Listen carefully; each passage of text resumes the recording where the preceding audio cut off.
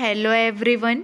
चलिए आज की क्लास हम शुरू करेंगे। हमारा पहला प्रश्न देखिए, कॉमनवेल्थ गेम्स 2022 में भारत की दीपिका पल्लिकल और सौरव घोषाल की जोड़ी ने स्क्वैश के मिक्स्ड डबल्स में कौन सा मेडल अपने नाम किया है? सही जवाब है ब्रॉन्ज मेडल अपने नाम किया है। ध्यान दीजिए, कॉमनवेल्थ गेम्स 2022 में भारतीय खिलाड़ियों का शानदार प्रदर्शन जारी है। भारत का मेडल टैली लगातार तेजी से बढ़ रहा है।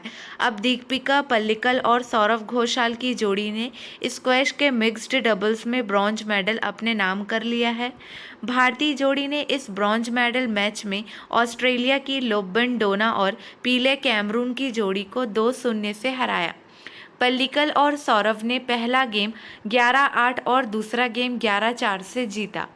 अगला प्रश्न, कॉमनवेल्थ गेम्स 2022 में भारतीय मुक्केबाज निकहत जरीन ने कौन सा मेडल जीता है? सही जवाब है गोल्ड मेडल जीता है। उनका इमेज देखिए। बॉक्सर निकहत जरीन ने कॉमनवेल्थ गेम्स 2022 में गोल्ड मेडल अपने नाम किया। उन्होंने 48-50 किलोग्राम फ्लाईवेट कैटेगरी में यह गोल्ड मेडल जीता। अगला प्रश्न है, कॉमनवेल्थ गेम्स 2022 में बॉक्सिंग में सागर अहलावत ने कौन सा पदक जीता है? सही जवाब है सिल्वर पदक जीता है। कॉमनवेल्थ गेम्स 2022 में बॉक्सिंग में सागर अहलावत ने सिल्वर पदक जीता है। भारतीय बॉक्सर सागर अहलावत 92 किलोग्राम कैटेगरी में फाइनल मुकाबले में हार गए। वह फाइनल में गोल्ड के लिए भिड़े थे। हालांकि इस हार के बाद उन्हें सिल्वर मेडल मिला। 2022 कॉमनवेल्थ गेम्स में बॉक्सिंग में भारत का यह 7वां मेडल है। फाइनल मुकाबले में भारत के सागर अहलावत हार गए और उन्हें सिल्वर मेडल से संतोष करना पड़ा। अगला प्रश्न है, कॉमनवेल्थ गेम्स 2022 में टेबल टेनिस डबल्स में शरद कमल और श्रीजा की जोड़ी ने कौन सा पदक जीता है? सही जवाब है गोल्ड पदक जीता है। क्लियर है। अगला प्रश्न देखिए, किस राज्य की सरकार ने आर्थिक रूप से कमजोर वर्ग के छात्रों के लिए चिराग योजना शुरू की है? एक बात और, आपके लिए अलग से कॉमनवेल्थ गेम 2022 पर अलग से वीडियो बनाई गई है जिसमें आपको बताया गया है पूरे डिटेल के साथ कि किसे कौन सा पदक मिला है, किस क्षेत्र में पदक मिला है। तो वो वीडियो आप ज़रूर देख लीजिएगा। सारे कॉम्पिटिटिव एग्ज़ाम्स के लिए वो वीडियो बहुत इम्पॉर्टेंट है। चलिए ध्यान दीजिए, किस राज्य की सरकार ने आर्थिक रूप से कमजोर वर्ग के छात्रों के लिए चिराग योजना शुरू की है? सही जवाब है हरियाणा सरकार। हरियाणा के मुख्यमंत्री मनोहर लाल खट्टर है। हरियाणा में सरकारी स्कूलों के आर्थिक रूप से कमजोर वर्ग के छात्रों को बजट प्राइवेट स्कूलों में मुफ्त शिक्षा देने के लिए चिराग योजना शुरू की गई है।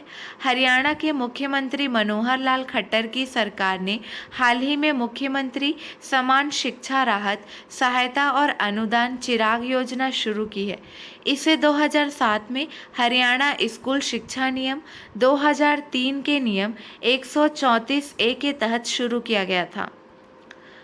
चिराग योजना के बारे में देखिए, 3 पॉइंट है। पहला पॉइंट देखिए, इस योजना के तहत सरकारी स्कूल के छात्र जिनके माता पिता की वार्षिक आय 1.8 लाख रुपए से कम है, वे कक्षा 2 से कक्षा 12 तक प्राइवेट स्कूलों में दाखिला ले सकते हैं।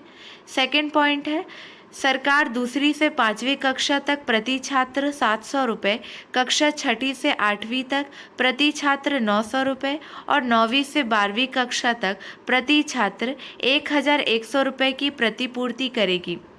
थर्ड पॉइंट, कम से कम 533 बजट प्राइवेट स्कूलों, ज़्यादातर गांवों और छोटे शहरों में चिराग योजना के तहत EWS छात्रों को सीट देने के लिए आवेदन किया है। अगला प्रश्न देखिए, कौन सी सरकार ने प्रत्येक जिले में एक संस्कृत भाषी गांव विकसित करने का निर्णय लिया है? सही जवाब है उत्तराखंड सरकार। उत्तराखंड सरकार ने प्रदेश के सभी 13 जिलों में एक एक संस्कृत ग्राम विकसित करने का निर्णय लिया है। यानी हर जिले में एक ऐसा गांव होगा जहां के लोग संस्कृत भाषा में ही बातचीत किया करेंगे। उत्तराखंड के शिक्षा मंत्री धन सिंह रावत ने, आपको नाम याद रखना है, उत्तराखंड के शिक्षा मंत्री हैं धन सिंह रावत। उन्होंने कहा कि इन गांवों के निवासियों को प्राचीन भारतीय भाषा को दैनिक बोलचाल में इस्तेमाल करने का प्रशिक्षण विशेषज्ञों द्वारा दिया जाएगा। संस्कृत प्रदेश की दूसरी आधिकारिक भाषा है। रोचक तथ्य देखिए, पहला पॉइंट है संस्कृत उत्तराखंड की दूसरी आधिकारिक भाषा है, पहली भाषा हिंदी है।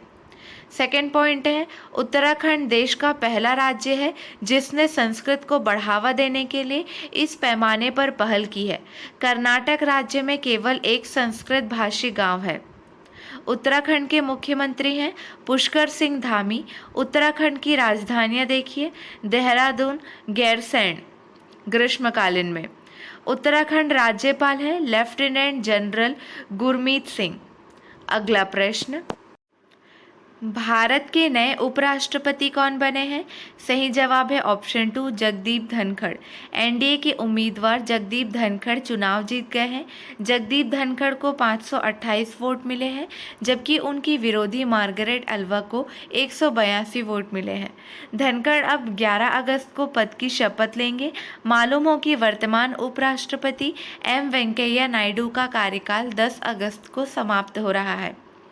चलिए भारत के उपराष्ट्रपति पद से जुड़े टॉप 5 प्रश्नों का रिवीजन करेंगे। पहला देखिए, भारत के उपराष्ट्रपति चुने जाने के लिए न्यूनतम आयु कितने वर्ष होनी चाहिए? 35 वर्ष। सेकंड है, भारत का राष्ट्रपति अपना त्यागपत्र किसको दे सकता है? सही जवाब है भारत के उपराष्ट्रपति को। थर्ड पॉइंट है, उपराष्ट्रपति को पदच्युत करने संबंधी प्रस्ताव प्रस्तुत किया जा सकता है। किसे प्रस्तुत किया जा सकता है? राज्यसभा में प्रस्तुत किया जा सकता है। फोर्थ है, उपराष्ट्रपति का चुनाव कौन करता है? सही जवाब है संसद के दोनों सदस्यों के सदस्य, निर्वाचित और मनोनीत दोनों। फिफ्थ है, भारतीय संविधान के किस अनुच्छेद में उपराष्ट्रपति पद के बारे में बताया गया है? सही जवाब है अनुच्छेद 63। अगला प्रश्न, भारत के 50वें मुख्य न्यायाधीश कौन बनेंगे? 4 ऑप्शन दिए गए हैं। सही जवाब है धनंजय यशवंत चंद्रचूड़। धनंजय यशवंत चंद्रचूड़ भारत के 50वें मुख्य न्यायाधीश बनेंगे।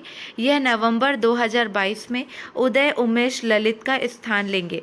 उदय उमेश ललित 2 महीने 2 हफ्ते यानी कुल 75 दिन तक भारत के 49वें मुख्य न्यायाधीश बने रहेंगे।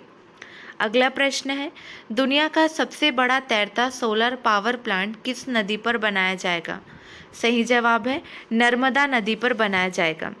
भारत के मध्य प्रदेश के खंडवा जिले में नर्मदा नदी पर बने ओंकारेश्वर बांध में दुनिया का सबसे बड़ा तैरता सोलर प्लांट लगाया जा रहा है। इसका निर्माण 3000 करोड़ रुपए से अधिक की अनुमानित लागत से किया जाएगा।